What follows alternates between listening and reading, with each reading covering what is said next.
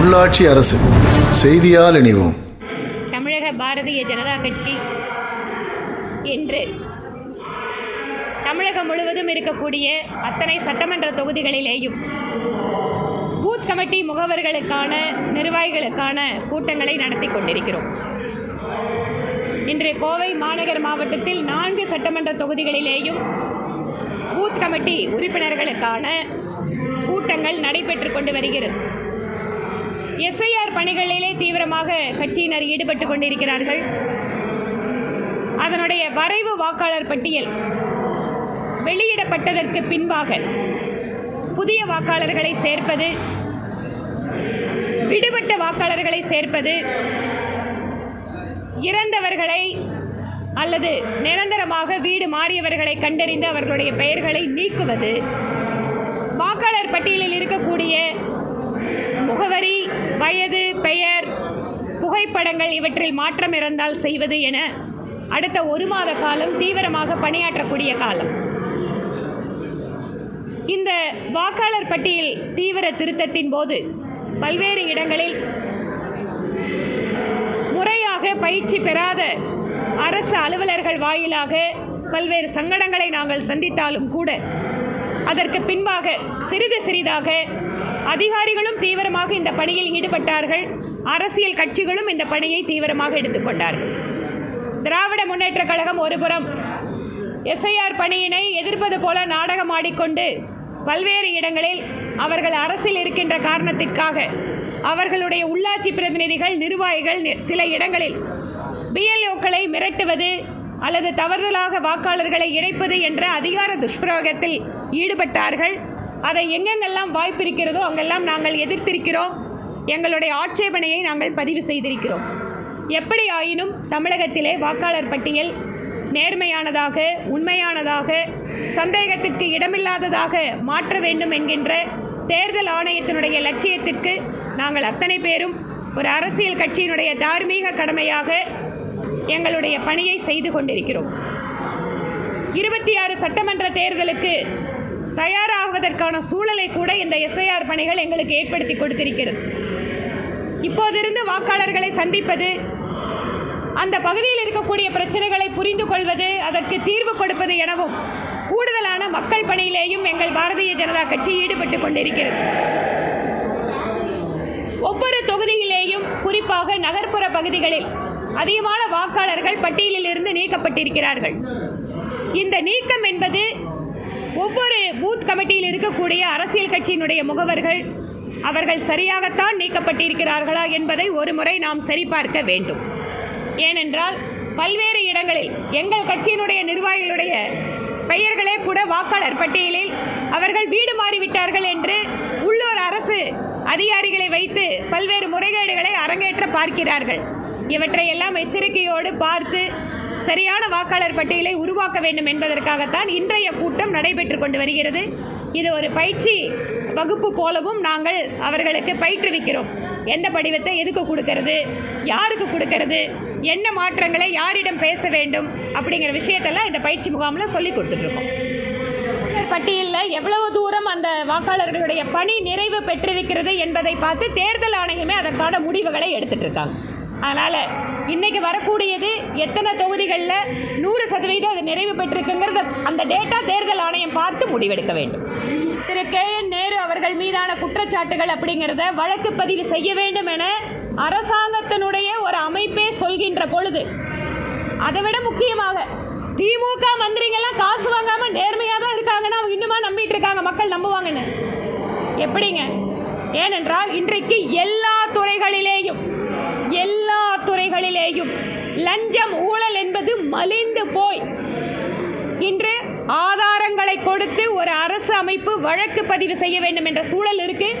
இதுக்கப்புறம் மாநிலத்தோட முதலமைச்சர் போன கண்ணை மூடிட்டா உலகமே இருண்டு போகிற மாதிரி அவரை வச்சிருக்காங்க போல இருக்கு. அவர் பாவம் விவரமே தெரியாமல் இருக்கார். அவர் கீழே இருக்கிற அமைச்சர்கள் என்னென்ன பண்ணிட்டு இருக்காங்கிற விவரம் கூட தெரியாமல் இருக்கார். அதனால தான் இப்படி எல்லாம் பேசுறார். அதனால தான் அமைச்சரவையில் ஜெயிலுக்கு போன அமைச்சரெல்லாம் எதுக்குங்க அவர் வச்சிருக்கணும்? குற்ற வழக்கு இருக்கு, குற்ற வழக்கை ஃபேஸ் பண்ணக்கூடிய அமைச்சர்கள் எல்லாம் வச்சிருக்காங்கன்னா இது நேர்மையான அரசா? திமுகவுக்கு நேர்மைக்கு என்னைக்காவது சம்பந்தம் இருந்திருக்கா? அதனால் எந்த அமைச்சர்கள் மீது, மாநில அமைச்சர்கள் மீது குற்றச்சாட்டுக்களை நீதிமன்றம் சரியான முறையில் விசாரணை செய்ய வேண்டும்.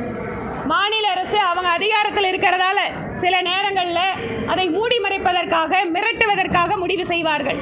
ஏனென்றால் இங்கே இருக்கக்கூடிய பொறுப்பு முன்னாள் மந்திரி திரு செந்தில் பாலாஜி என்ன சொன்னார்? ஆமாம், நான் காசு வாங்கிட்டு தான் வேலை கொடுத்தேன்னு சொன்னவருங்க. அதுக்கப்புறம் இன்னைக்கு திடீர்னு அவர் தியாகி ஆகிட்டாரு, திடீர்னு புனிதர் ஆகிட்டாரு. ஏன்? அதிகமாக கொடுக்குறாரு. அதனால் இவங்க மேலே குற்ற வழக்கு இல்லைன்னு ஏதாவது இருக்கா? இல்லை பொய் வழக்குன்னு யாராவது சொல்ல முடியுமா? பொய் வழக்குன்னு சொன்னால் அந்த ஆண்டவனுக்கே பொறுக்காதுங்க. கரூரில் போய் நின்று பக்கம் பக்கமாக படித்தவரே முதலமைச்சர்.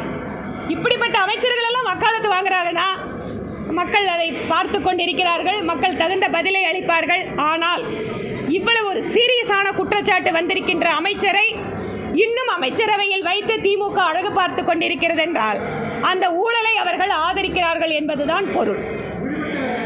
இல்லை, அதனால் 3 மாதத்தில் எப்படியெல்லாம் பெண்களை ஏமாற்ற முடியும்னு பார்ப்பாங்க. தமிழ்நாட்டில் இருக்கக்கூடிய பெண்கள், வெல்லும் தமிழக பெண்கள் அப்படின்னு ஒரு மாநாடு நடத்தியிருக்காங்க சென்னையில். அதில் சிறப்பாக தமிழகத்திற்கு பங்காற்றிய பெண்களை எல்லாம் நாங்கள் அறிமுகப்படுத்துகிறோம். ஆனால் மகளிர் சுயஉதவி குழுக்களுக்காக மத்திய அரசாங்கம் கொடுத்த தொகையை திசை திருப்பி இந்த வெல்லும் தமிழக பெண்களை ஊர்ல இருந்து கூட்டிட்டு வந்து அவங்க கிட்ட வீடியோ, ஆடியோ எடுத்து போடுறதுக்கு அந்த பணத்தை செலவு பண்ணியிருக்க மாநில அரசு.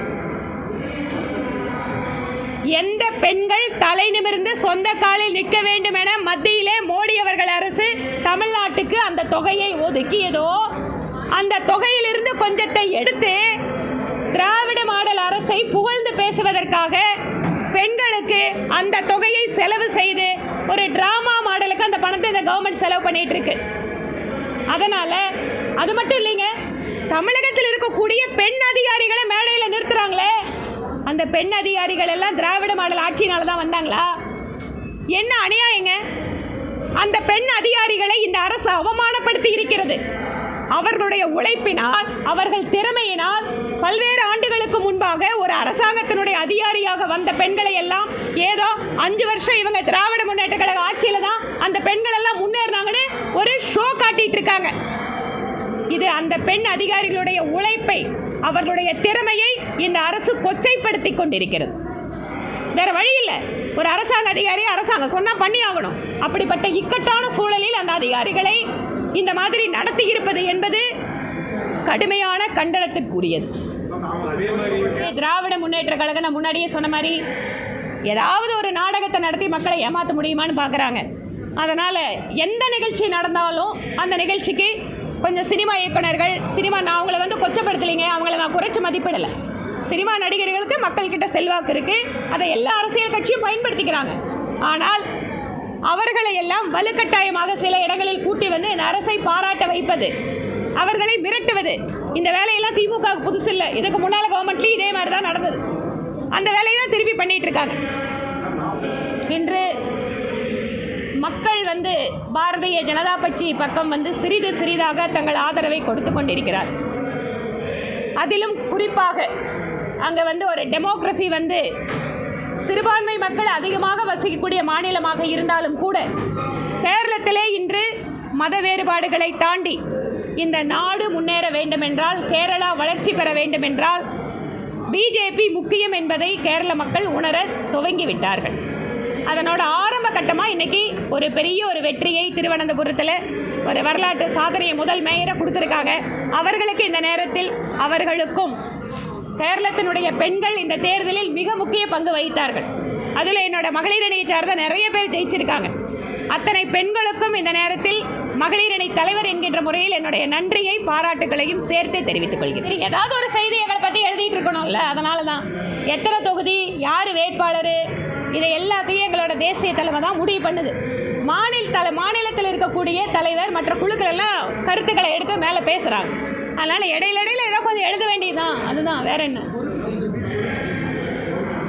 பொறுப்பே இல்லாத ஒரு அரசாங்கத்துக்கு எத்தனை பொறுப்பு கொடுத்து யாரு கொடுத்தாதான் என்னங்க?